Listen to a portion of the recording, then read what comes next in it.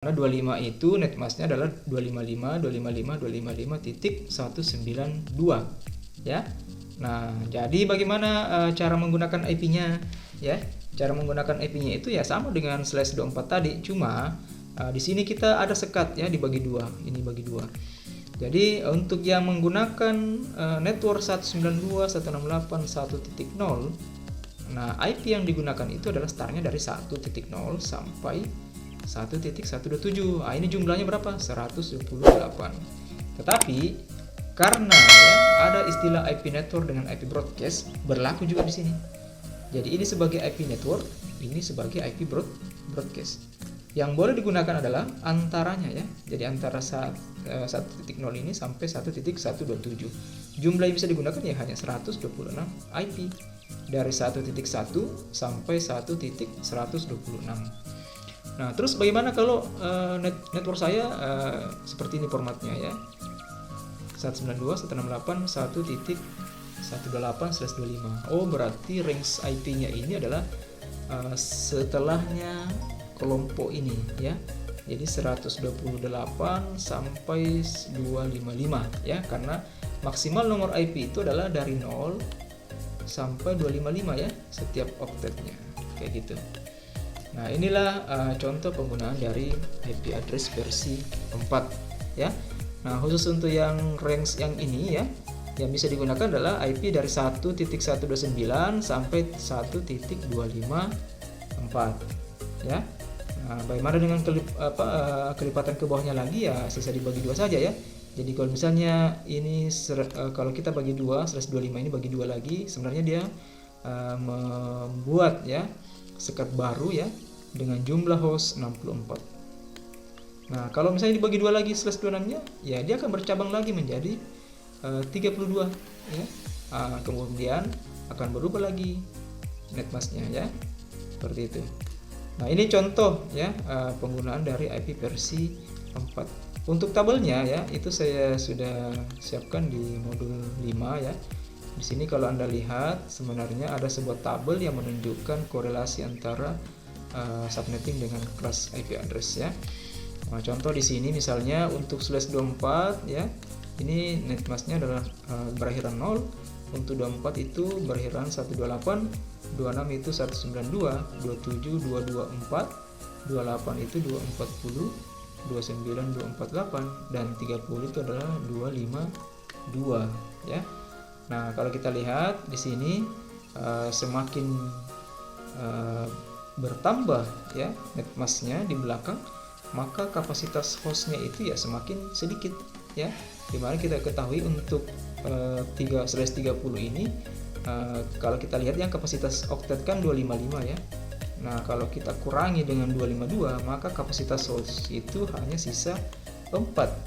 Itu pun 4 itu dikurangi lagi dengan 2, di mana 2 ini adalah IP address dengan IP address khusus, yaitu IP network dengan IP broadcast yang tidak boleh digunakan. Berarti sisa 2 saja komputer yang bisa terhubung dengan menggunakan prefix /30 atau menggunakan netmask 255.255.255.252 ya. Nah, terus untuk apa disekat seperti ini? Tujuannya adalah untuk memecah broadcast domain ya, atau lebih kepada mengurangi tabrakan data di dalam jaringan. Semakin kecil subnet ya, network prefix yang digunakan ya, semakin besar angkanya, itu kemampuan di dalam jaringan itu semakin maksimal ya. Tabrakan data bisa dikurangi seperti itu.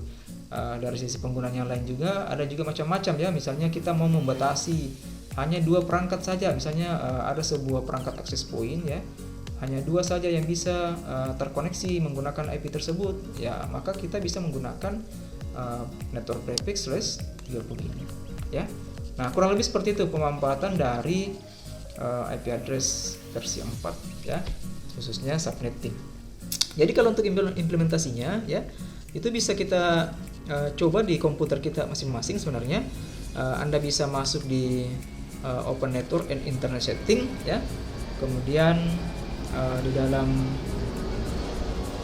settingannya ini ya, kita bisa masuk di menu di mana koneksi kita terhubung ya, misalnya WiFi ya.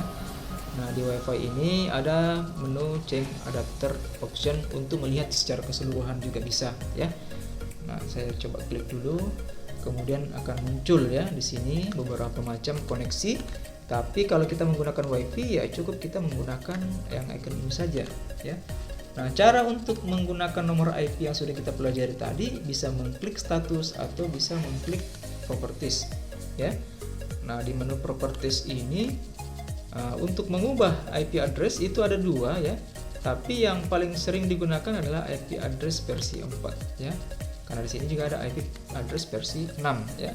Nah, untuk penggunaan sehari-hari ini biasanya yang kita ubah ya. Pilih, kemudian klik properties ya.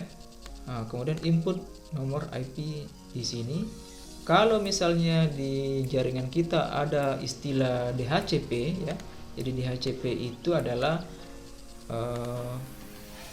IP yang diberikan oleh server secara otomatis ya buat komputer saya misalnya ya. Maka saya tidak perlu mengisi nomor IP tersebut. Tetapi kalau misalnya DHCP di dalam jaringan itu tidak ada ya. Jadi misalnya DHCP-nya tidak ada, maka ini wajib kita mengisinya ya, seperti itu. Nah, cara mengisinya cukup mudah. Jadi yang pertama kita pilih dulu use the following IP address, kemudian input nomor IP sesuai dengan nomor yang sudah kita gunakan di jaringan ya. Misalnya di kantor kita itu format nomornya menggunakan misalnya saya mulai dari 2 ya. Kemudian subnetnya 255.255.255.0 ya. Nah, di sini defaultnya memang selalu mengarah ke 0 ya, karena ini prefixnya 124 itu bisa mengcover keseluruhan untuk segmen kelas C ya. Kemudian default gateway-nya, nah ini disesuaikan dengan di mana Anda terkonek, misalnya ke smartphone ya, misalnya ke modem ya. Nah, kalau misalnya IP modemnya adalah 1, maka kita input di sini adalah 1. Untuk DNS servernya ya, ini sesuaikan dengan ISP tempat kita langganan. Misalnya ISP-nya adalah IndiHome atau Excel Home. Kita sesuaikan IndiHome berapa, misalnya kalau Telkom ya 8 atau Google misalnya ya 888 misalnya ya. Nah, kemudian 8844, ini contoh saja ya. Jadi kalau sudah kita klik OK, kemudian close ya. Jadi ini saja contoh penggunaan dari IP address versi 4 ya, dimana penggunanya ini yang paling banyak digunakan sehari-hari untuk komunikasi ya. Kemudian kalau misalnya komputer yang lain ingin diinput nomor IP-nya juga yang networknya sama ya, kita cukup mengganti nomor yang ini saja, hostnya ya, karena identitas setiap komputer dalam jaringan itu hanya dibedakan dengan host ini, dan ini harus sama semua ya. Apalagi gateway ya, karena gateway cuma satu ke internet biasanya, maka gateway ini tidak boleh berubah, harus sama semua di setiap komputer nomor ini kayak gitu. Yang berbeda itu hanya akhiran dari IP address ya, seperti itu. Nah, untuk simulasinya, kalau misalnya ingin mencoba bagaimana membangun sebuah jaringan ya, kita bisa menggunakan salah satu tools namanya Cisco Packet Tracer. Nah, sebagai contoh misalnya saya drag and drop dulu beberapa PC, kemudian saya hubungkan ke perangkat switch ya. Ini contohnya hanya 2 saja, saya berikan sampel. Untuk perangkatnya saya letakkan di sini sebuah laptop juga, kemudian satu perangkat server. Untuk koneksinya ini kita menggunakan kabel UTP terhubung ke switch ya. Switchnya dari switch ke laptop ya, dan server ya. Jadi di server di sini ini hanya salah satu contoh saja ketika kita memiliki layanan di jaringan LAN ya. Jadi ini contoh jaringan LAN ya. Saya coba gambar kotak dulu. Nah, ini ya. Nah, penggunaan IP bisa kita gunakan setiap PC di menu desktop, masuk di IP konfigurasi, isi IP address. Nah, untuk kasus di sini karena networknya adalah masih dalam jaringan LAN ya, belum ada internet, kita cukup menggunakan IP address saja ya. Misalnya di sini kita mulai 2, subnetnya 255.255.255.0. Nah, ini bisa berubah ya sesuai dengan kebutuhan kayak gitu. Nah, cukup dua saja. Gateway perlu tidak? Tidak perlu, meskipun ada server di sini, karena server ini terhubung ke dalam jaringan lokal, ya, seperti itu. Kemudian untuk PC1 saya isi lagi untuk IP konfigurasinya, ya. Yang berbeda apa? Hanya di belakangnya saja, ya. Kayak gitu. Nah, semua sama, ya. Untuk laptop juga sama, ya, meskipun beda device, ya, satu laptop satu PC, ya. Nah, ini tidak mengenal jenis perangkatnya apa, ya. Jelasnya IP address itu sudah ada format. Nah, seperti ini. Ini 2, 3, 4. Nah, servernya berapa ya disesuaikan saja. Yang mudah diingat biasanya kan di awal penomoran, ya. Jadi kita kasih nomor 1.1. Nah, seperti ini. Nah, untuk menguji coba apakah ini sudah berhasil, ya, kita bisa mengakses layanan yang ada di server, bisa, atau melakukan ping ke server, ya. Jadi di setiap komputer kita itu sudah dilengkapi dengan command prompt, ya, khusus untuk komputer Windows. Tinggal kita ketik sebuah perintah namanya ping untuk mendeteksi apakah saya terhubung ke komputer yang ada dalam jaringan ini, ya. Misalnya PC1, ya, 192, 168, 1.3 terhubung, ya.